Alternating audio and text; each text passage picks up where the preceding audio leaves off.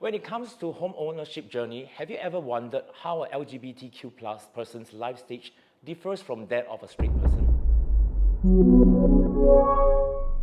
So let us take a look at a typical life of a straight Singaporean couple.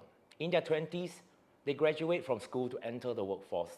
The lucky ones will find the other half and plan for marriage after applying for a BTO flat. They will be in their early 30s by the time they collect their key and get married and start having children. And after 5 years of hitting the MOP, they will be ready to make their first pot of gold from the profit on the sale of that BTO flat. And with that money, they are able to upgrade to a second property, hopefully something close to a primary school that they are eyeing for their kids. Entering the 40s, they could sell and buy a few more property as their kids grow older, entering college or the university.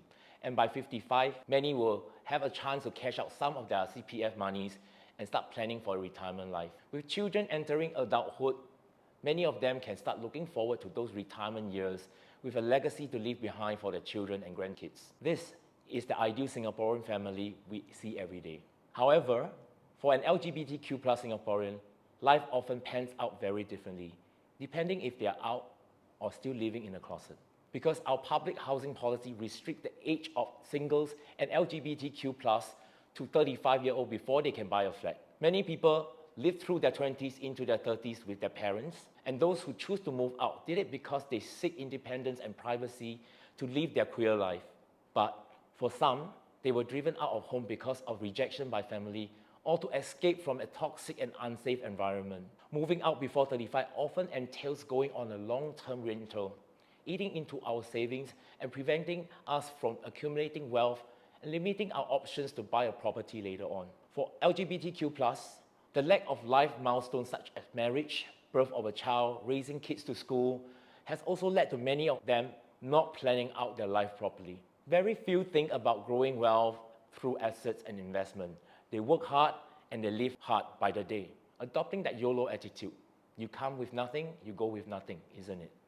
Then there are some of those whom I've met who do not see the future in Singapore.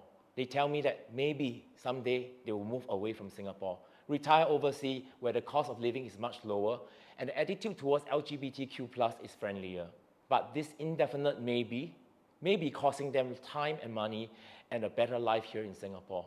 As they grow older, they will face a very rude awakening when they realize that they had not saved enough money for their property in their later years. With no children and family, who is going to take care of them or pay for their medical bills? The truth is, the life of an aging LGBTQ+ is going to be much more difficult and harder than the straighter counterparts, who's very likely able to have family support and legacy to leave behind to take care of them. But for the singles and LGBTQ folks, it will be a very lonely journey towards the end. Now, I'm not trying to gain empathy or paint a gloomy picture for everyone here, but I do have a clear message I want to share with all my queer friends and families. If you want to live life to the fullest, it is important to plan ahead and know what challenges lies ahead as we reach different stages of our life. And if you're young in your 20s, this is the best time to plan and start saving up for your first home. If you're in your 30s today, it is time to put some plans into action, be it to get a HDB flat or a private property. Getting professionals to help you along will prevent you from making mistakes you will regret later. And if you're in your 40s now, I want you to review and think if you are growing your asset and wealth. This is a very important stage to accelerate your growth before the final leg of your life.